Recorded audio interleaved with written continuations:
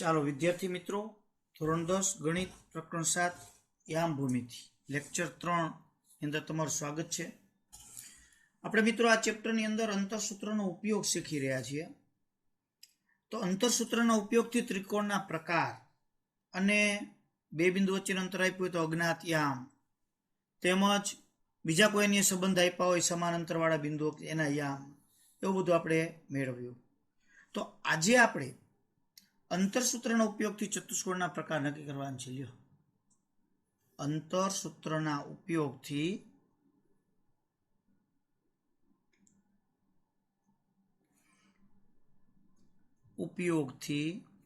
ચતુષ્કોણના પ્રકાર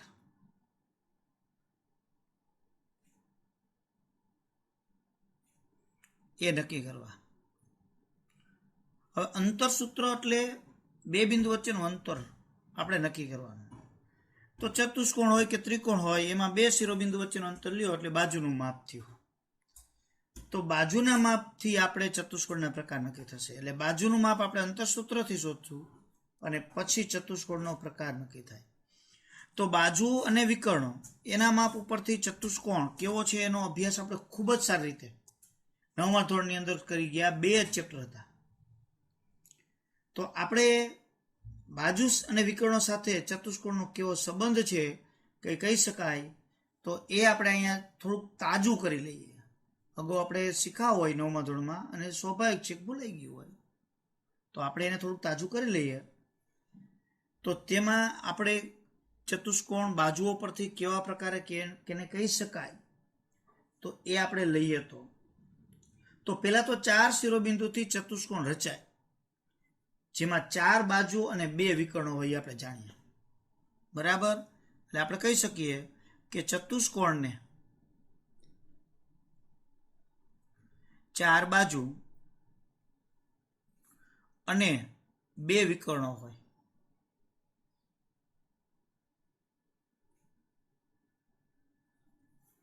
ચાર બાજુ અને 2 વિકર્ણો હોય.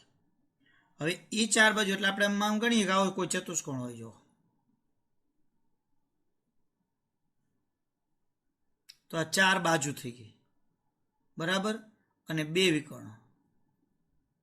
હવે ચારે બાજુ વચ્ચે સંબંધ શું, 2 વિકર્ણો વચ્ચે સંબંધ શું, એના ઉપરથી ચતુષ્કોણનો પ્રકાર નક્કી થાય.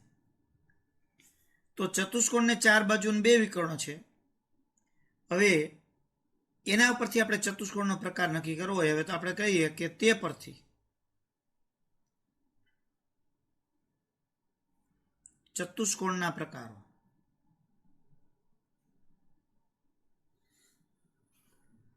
ચાલો એમાં આપણે એક જોઈએ. તો કે આપણે 4 બાજુ અહીં તમને શિરોબિંદુ આપી દીધા હોય, એના યામ ઉપરથી તમે અંતર શોધી લો. હવે એ અંતર પરથી આપણે ચતુષ્કોણનો પ્રકાર તો એના માટે જો ચતુષ્કોણમાં સામ સામેની બાજુઓ સરખી હોય, સમાન હોય, તો સમાંતર બાજુ ચતુષ્કોણ છે પાકું. આ ખાસ યાદ રાખો. 1 નંબર તો કે સમાંતર બાજુ ચતુષ્કોણ.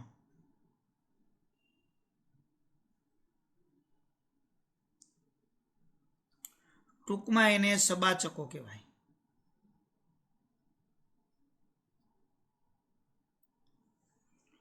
તો સમાંતર બાજુ ચતુષ્કોણમાં કઈ રીતે નક્કી થાય? 1, જો એની કન્ડિશન,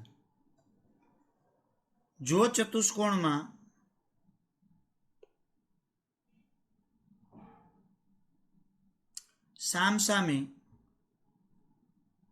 સામસામે ની બાજુ સમાન હોય,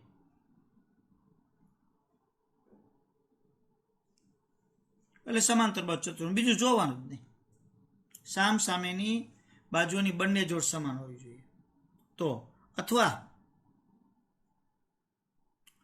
વિકર્ણો પરસ્પર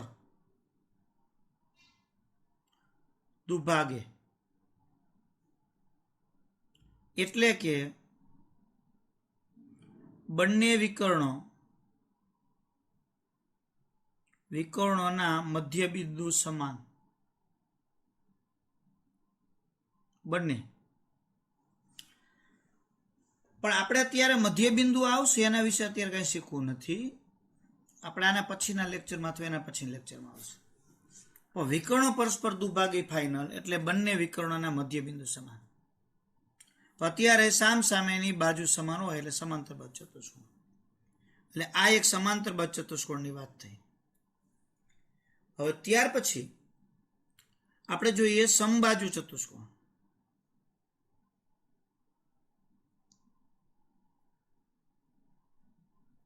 તો એમાં શું?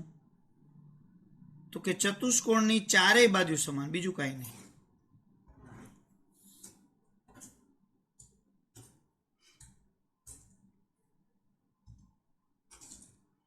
ચતુષ્કોણની ચારે બાજુ સમાન હોય એટલે સમબાજુ ચતુષ્કોણ, બીજું કાંઈ નહીં. ચારે બાજુ શોધી લેવાની, ચારે બાજુ સમાન એટલે સમબાજુ ચતુષ્કોણ. પછી એમાં બીજું કાંઈ નહીં. ત્રીજું લંબચોરસ. તો એમાં તો કે ચતુષ્કોણની સામ સામેની બાજુ સમાન. તો તરત તમે કહેશો સાહેબ એ તો સબાચકો સમાંતર બાજુ ચતુષ્કોણમાં સામ સામે બાજુ સમાન. પણ એની સાથે જ બીજી કન્ડિશન, સામ સામેની બાજુ સમાન અને વિકર્ણો સમાન.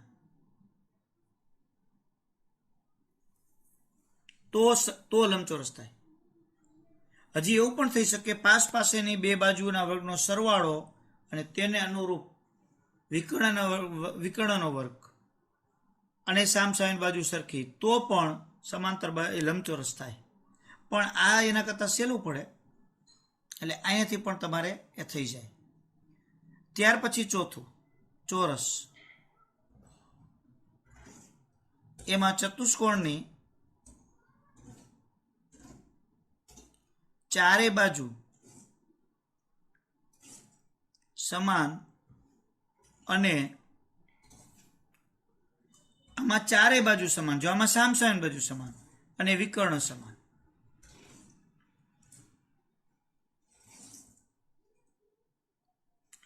લંબચોરસ હોય કે ચોરસ, વિકર્ણ તો સમાન જ થાય. પણ ચોરસમાં ચારે બાજુ સમાન અને વિકર્ણ સમાન, ઓમાં સામસામેની બાજુ સમાન અને વિકર્ણ સમાન. જો આ ચાર વસ્તુ આપણે સાબિત કરવાની આવે. ઘણીવાર ક્રમ આપ્યો હોય, ઘણીવાર ક્રમ ન પણ આપ્યો હોય.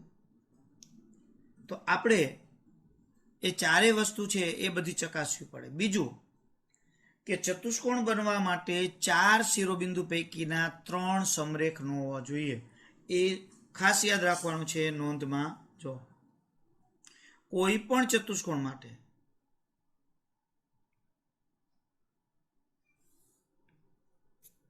માટે 4 શિરોબિંદુ પૈકીના કોઈ પણ 3 શિરોબિંદુ સમરેખ થવા જોઈએ નહીં. જો 3 શિરોબિંદુ લાઈનમાં હોય તો ચતુષ્કોણ કોઈ દિવસ ન થાય, તો ત્રિકોણ થઈ જાય. એટલે આપણે ખાસ જોવાનું છે એ સમરેખ ન થવા જોઈએ. એટલે આપણે એનો અર્થ એવો થયો કે બે બાજુ અને વિકર્ણનું માપ છે, બે બાજુનો સરવાળો વિકર્ણ જેટલો થઈ જાય તો એ સમરેખ થઈ જાય. અને સમરેખ થાય તો ચતુષ્કોણ કોઈ દિવસ બને નહીં. ખાસ યાદ રાખવાનું છે. જો અહીંયા મેં એક રકમ લખી છે, સ્વાધ્યાય 7.1 દાખલા નંબર 6, એનો પહેલો દાખલો. આ ચારે ચાર શિરોબિંદુથી બનતા ચતુષ્કોણનો પ્રકાર નક્કી કરો. ઘણી વખત એમ કહે કે આ ચારે ચાર શિરોબિંદુ ચોરસના છે તેમ સાબિત કરો, લંબચોરસના છે તેમ સાબિત કરો, સમાંતર બાજુ ચતુષ્કોણના છે તેમ સાબિત કરો, એવું કોઈ પણ આપે. અથવા ચતુષ્કોણનો પ્રકાર નક્કી કરો. તો તમારે અહીંયા કરવાનું શું? આપણે માની લેવાનું કે આ ચતુષ્કોણના શિરોબિંદુ છે. કયા ચતુષ્કોણના છે આપણને ખબર નથી. તો આપણે અહીંયા એને ABCD કે PQRS તમને જે મજા આવે એ નામ આપી દેવાના. માનો કે આપણે ABCD આપી દઈએ.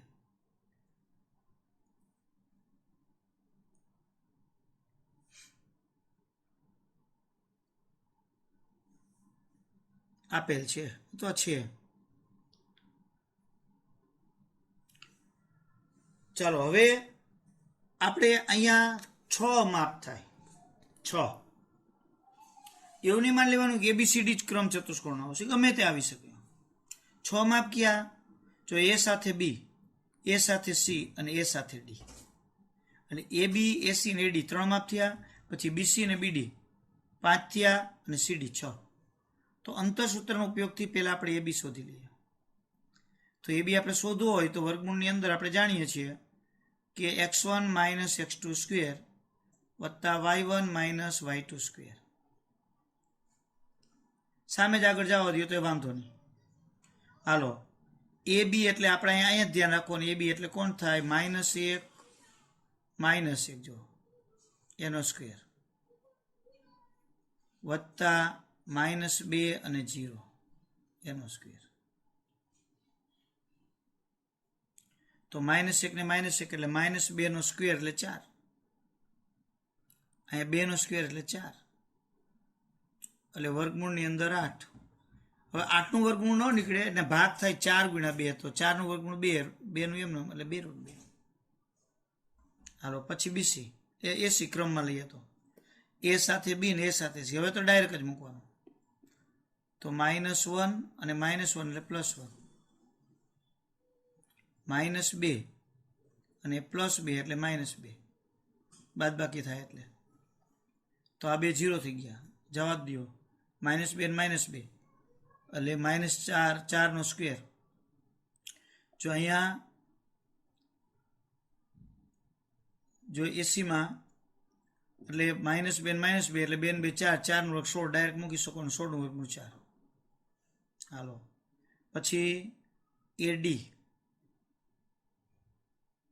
તો A એટલે -1, D એટલે -3 એટલે બાદ થઈ જાય એટલે પ્લસ થઈ જાય, અને -2 અને 0 ટૂંકમાં અંતરસૂત્રના જ ઉપયોગ છે. અહીંયા જો -1 ને +3 એટલે 2 નો વર્ગ 4, અહીંયા 2 નો વર્ગ 4 એટલે √8 એટલે 4 દુ 8 એટલે 2√2. હાલો, હવે એના બધા પૂરા થઈ ગયા એટલે BC લઈ લેવાના. હવે B ના ચાલુ થાય તો BC તો 1 સૂત્રના માઇનસ અને -1 એટલે +1 થઈ જાય, અને 0 -2 એનો સ્ક્વેર. 1 ને 2 નો વર્ગ 4 અને 2 નો વર્ગ 4 એટલે √8 એટલે 2√2. હાલો, B સાથે C થયા. હવે B સાથે D એટલે BD. તો 1 અને -3 એટલે +3, 0 0 3 ને 4 નો વર્ગ 16 ને આ તો 0 છે એટલે 16 નું વર્ગમૂળ 4. એટલે B સાથે D પૂરા થયા એટલે C સાથે D એટલે 6 એ 6 માપ થઈ જાય. જો તમારે ક્રમમાં -1 +3 એનો સ્ક્વેર અને +2 - 0 એનો સ્ક્વેર. તો મિત્રો જો અહીંયા -1 અને +3 છે એટલે 2 વધે, તો 2 નો વર્ગ 4 થશે અને 2 નો વર્ગ 4 એટલે √8 થાય એટલે 4 દુ 8 એટલે 2√2. હવે આપણી પાસે 6 એ 6 માપ તૈયાર થઈ ગયા.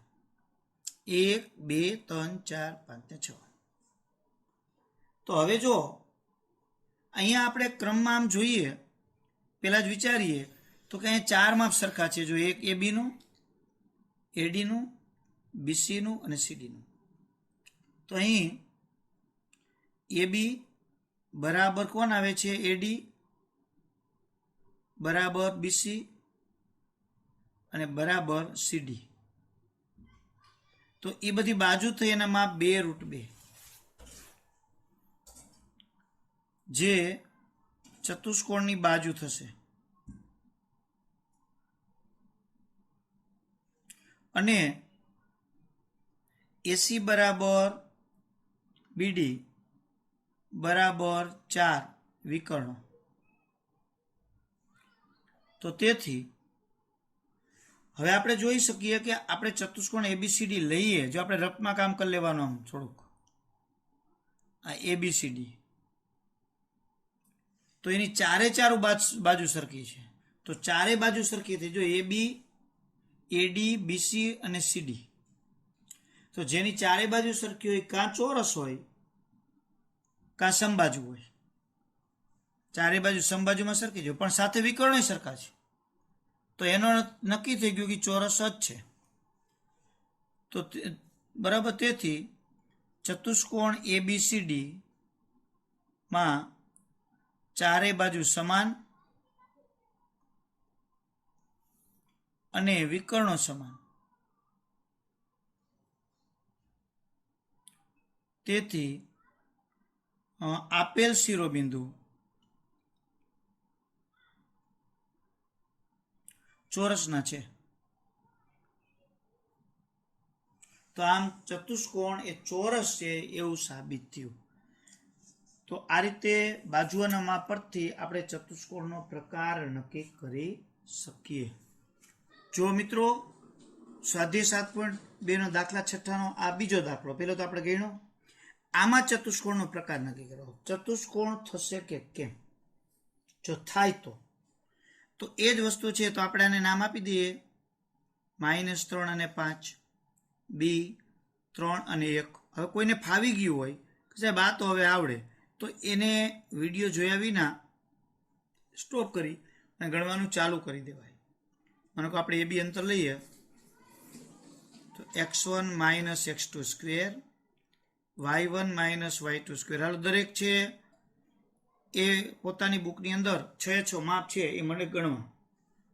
હાલો, AB લઈએ એટલે -3 ને -3. જો આ -3, પછી નિયમ સૂત્રના માઇનસ આ અને વરિયા 3, પછી y લ્યો તો 5 - 1, તો 3 ને 3 6 નો વર્ગ 36, માઇનસ હોય પ્લસ થઈ જાય. અહીંયા 5 માંથી 1 જાય 4, 4 નો વર્ગ 16,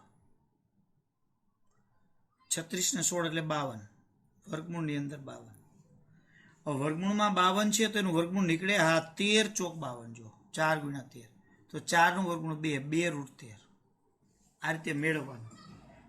હવે BC લઈએ અથવા AC લઈએ. હાલો, AC લઈ લઈએ એટલે આપણે કંઈમાં ભૂલાય નહીં. તો A સાથે C, તો -3 -0 સ્ક્વેર અને 5 - 3 એનો સ્ક્વેર. તો -3 નો વર્ગ એટલે 9, 5 માંથી 3 જાય એટલે 2, 2 નો વર્ગ એટલે 4, તો 9 ને 4 13 એટલે √13. ત્યાર પછી AD લઈએ, તો A એટલે -3 અને D એટલે -1, તો -3 પછી નિયમના માઇનસ સૂત્રના અને -1 એટલે +1. અહીંયા 5 માઇનસ અને -4 એટલે +4,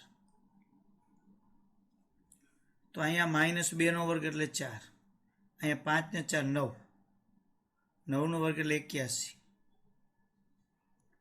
એટલે અહીંયા 85.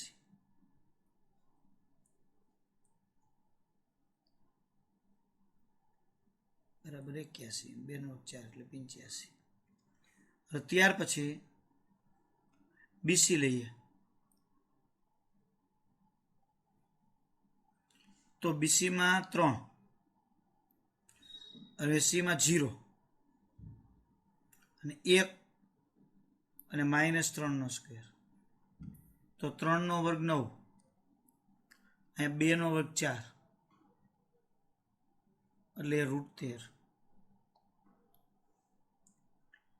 એ જ રીતે BD લઈએ, તો 3 D -1 એટલે +1 થઈ જાય અને 1 -4 એટલે +4 થઈ જાય.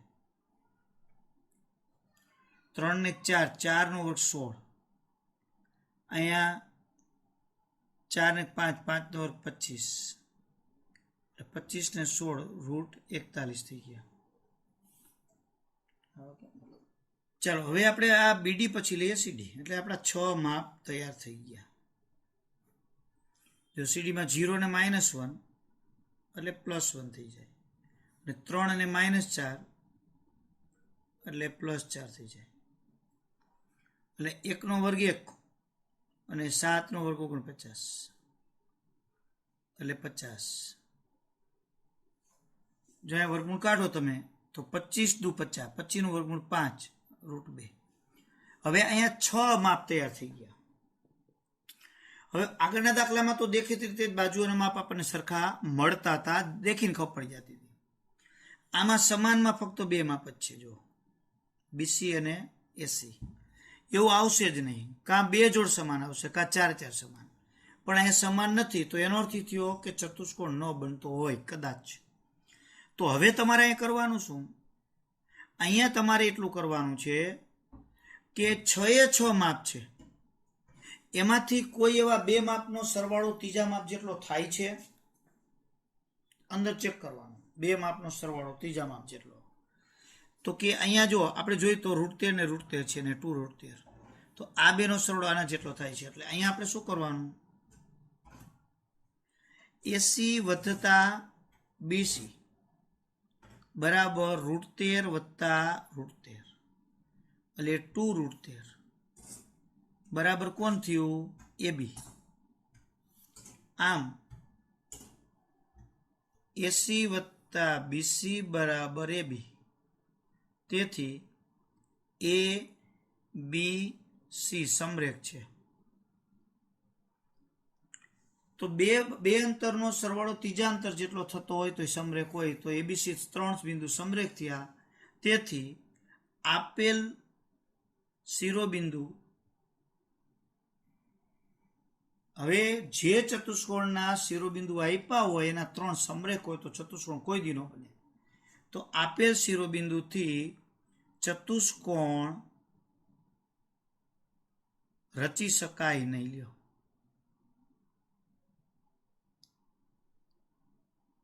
એટલે આમ ઘણી વખત ચતુષ્કોણના પ્રકારમાં ચતુષ્કોણ છે એ ન પણ રચી શકાતો હોય એવું બની શકે. ચાલો અહીંયા આપણે એક દાખલો ત્રીજો ગણીએ. જો એમાં ચતુષ્કોણના 4 શિરોબિંદુ લીધા છે. આ થોડો 12નો દાખલો છે. તો ચતુષ્કોણનો પ્રકાર નક્કી કરો. તો શું કરશું આપણે અહીંયા?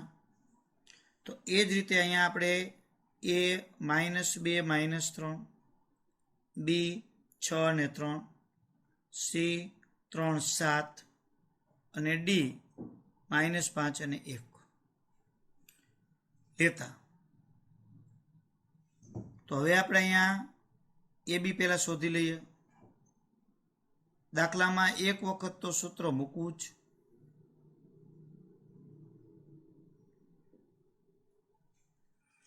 બરાબર. હવે AB છે એટલે A અને B -2 -6 એનો સ્ક્વેર -3 જો -3 ને -3 એનો સ્ક્વેર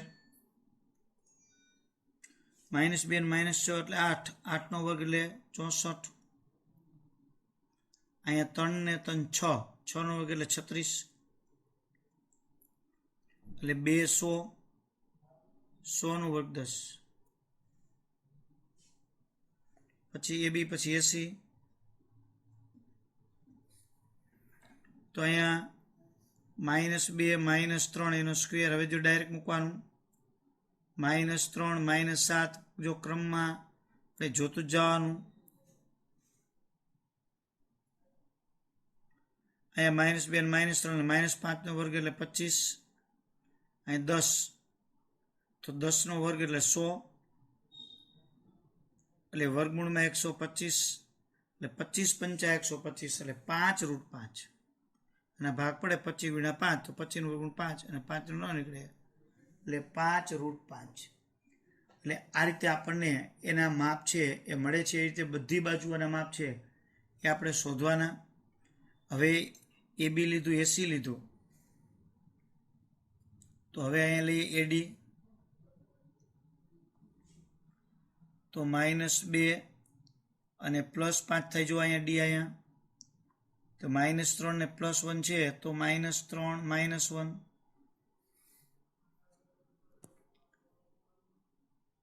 તો અહીંયા 3 નો વર્ગ 9. જો -2 + 5 એટલે 3 વધે, 3 નો વર્ગ 9. અહીંયા -3 ને -1 એટલે -4 નો વર્ગ 16 એટલે 25, તો એનું વર્ગમૂળ 5. હવે બીસી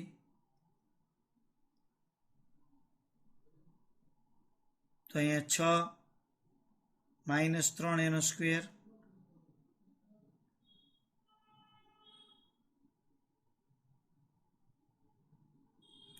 છ માં 3 જાય એટલે 3 નો વર્ગ 9, અહીંયા 3 - 7 એટલે -4 નો વર્ગ એટલે 16. તો આપણે જાણીએ કે 16 ને 9 25 નો વર્ગમૂળ 5. હવે આપણે AB લીધા, AC લીધા અને AD લીધા, પછી BC લીધા, હવે BD.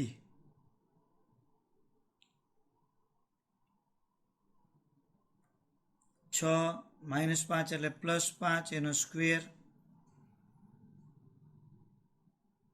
3 - 1 એનો સ્ક્વેર, 6 ને 5 11, જો 11 નો વર્ગ 121 અને 2 નો વર્ગ 4 એટલે √125 એટલે 5√5.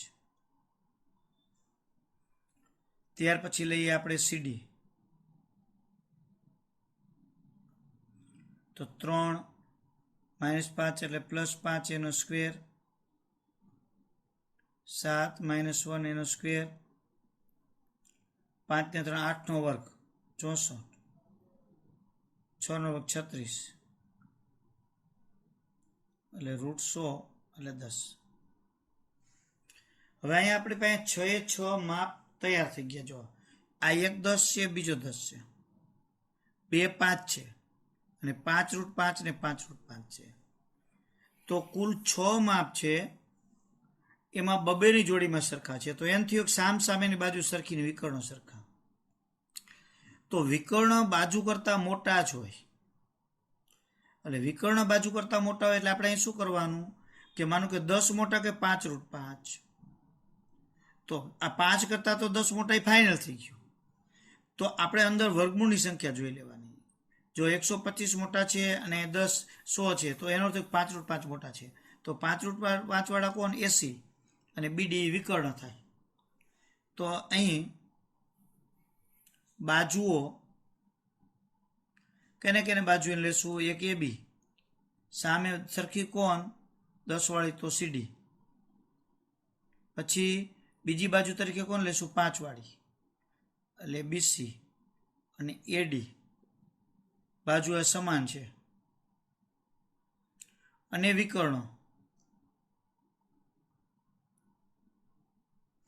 તો ક્યાં વધ્યા? 125 વાળા એટલે કોણ? AC બરાબર BD છે. તો સામેની બે બાજુ સરખી અને વિકર્ણ સરખા.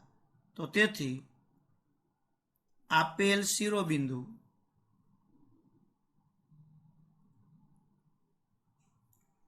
થી કોણ રચાશે? અહીંયા શું રચાય? સામેની બાજુ સરખી વિકર્ણ સરખા. તો આપેલ શિરોબિંદુથી લંબચોરસ બને.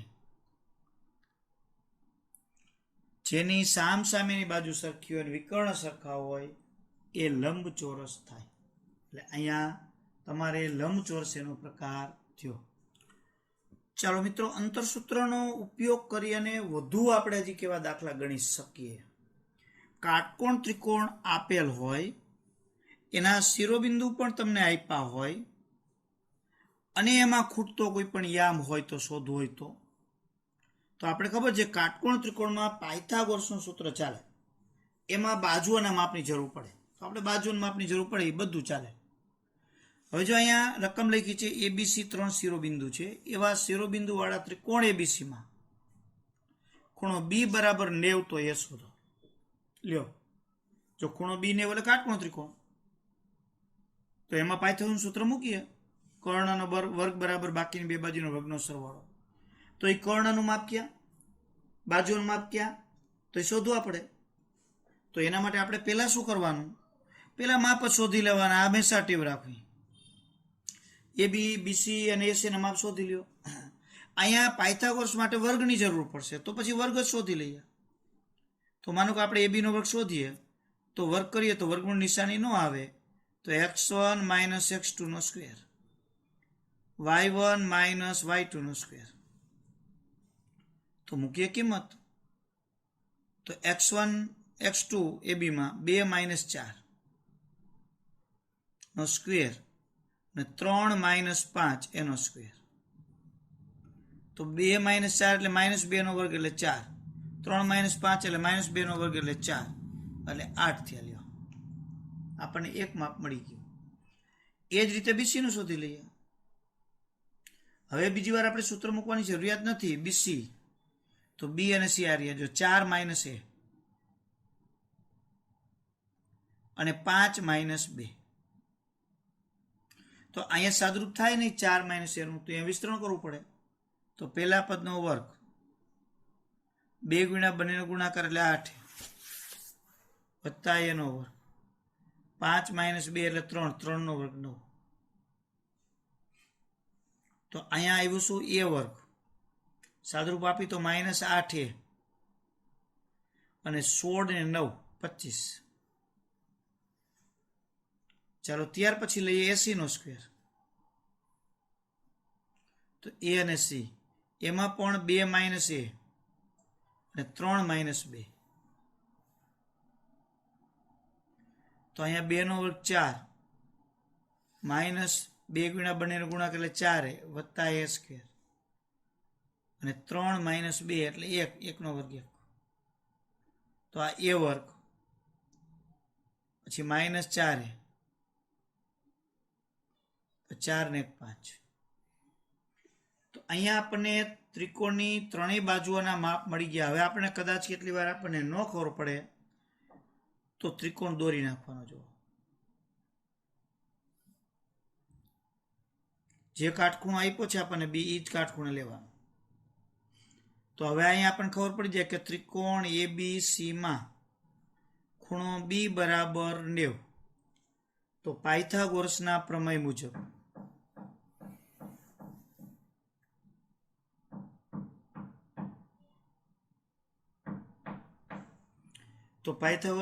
મુજબ લ્યો તો વિકર્ણ એટલે કે કર્ણ AC નો સ્ક્વેર બરાબર AB નો વર્ગ વત્તા BC નો વર્ગ. હજી જેને પાયથાગોરસનું સૂત્ર મૂકતા ન આવડતું હોય એ મિત્રો સમજી લઈએ. કાટખૂણાની સાઈન બાજુ એટલે કર્ણનો વર્ગ બરાબર બાકીની બે બાજુના વર્ગનો સરવાળો. તો એસી નું માપ આપણને મળી ગયું છે. કેટલું? એસી ના વર્ગનું ડાયરેક્ટ મળ્યું છે એ વર્ગ -4 વત્તા 5. એસી એબી નું પણ આપણને 8 મળ્યું છે. મૂકી દઈએ એબી વર્ગનું. બીસી વર્ગનું આપણી પાસે તૈયાર છે. એ વર્ગ -8 પ્લસ 25. તો બંને બાજુથી એનો વર્ગ ઉડી ગયો. તો એ -4 વધ્યા, 8 આ બાજુ આવી જાય એટલે પ્લસ, 5 ઓ બાજુ જાય એટલે માઇનસ. તો અહીં સાદુરૂપ આપો એટલે 4, 25 માંથી 5 જાય એટલે 20, 4 છેદમાં આવી જાય તો 20/4 એટલે 5. એટલે એ બરાબર કેટલા મળી ગયા આપણને? 5. જવાબ લ્યો. એટલે આ રીતે આપણે કોઈ પણ કિંમત શોધવાની હોય તો આપણે શોધી શકીએ. 1 મિનિટ, અહીંયા હજી 8 રહી ગયા. જો 25 અને 8 32 થાય. સુધારો કરીએ છીએ જ. -5 તો અહીંયા 28 થાય એટલે અહીંયા 7 આવશે.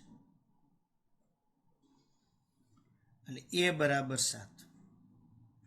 એટલે આ રીતે આપણે મિત્રો કાટકોણ ત્રિકોણ આપ્યો હોય તો કાટખૂણાનું અહીંયા જે કાટખૂણો આપ્યો હોય એની સામેની બાજુને કર્ણ લઈ અને પાયથાગોરસના સૂત્રથી શોધી શકીએ.